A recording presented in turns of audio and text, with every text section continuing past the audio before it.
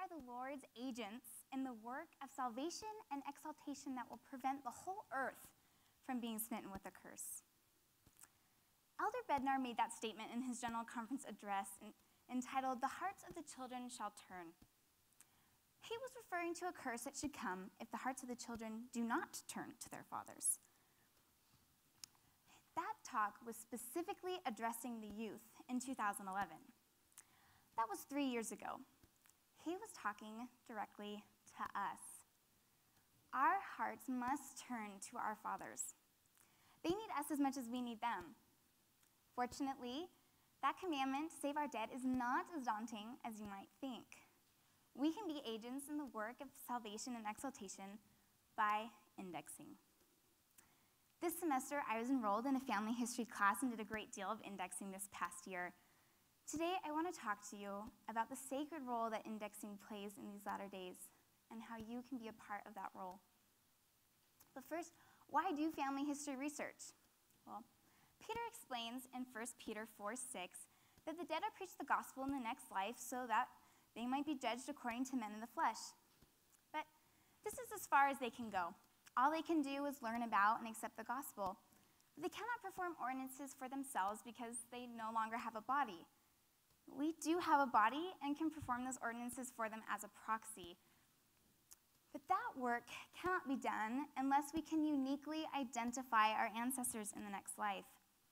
And family history research provides us with that crucial information. Indexing makes family history research so much faster and so much easier. What it is copying genealogical information from a scanned image into the computer so that people can then electronically search for their ancestors.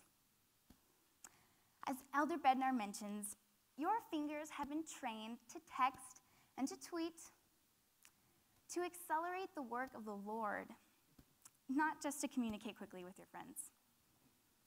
We are fully prepared to do this work. So all there's left to do now is to go to familysearch.org, click on the indexing tab on the home page to download the program if you haven't already done so.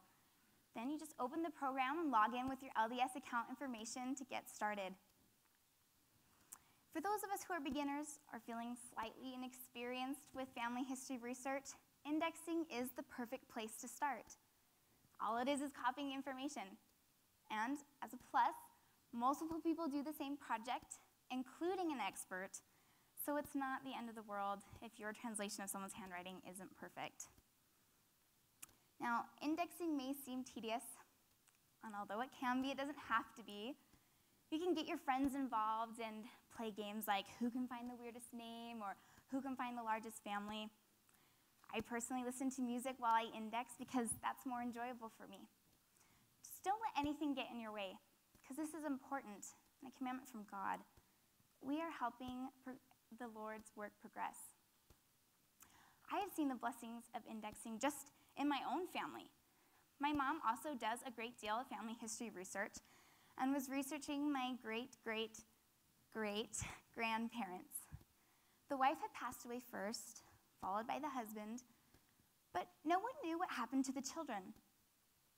Prior to indexing, you would have to search through physical books to possibly find your ancestors.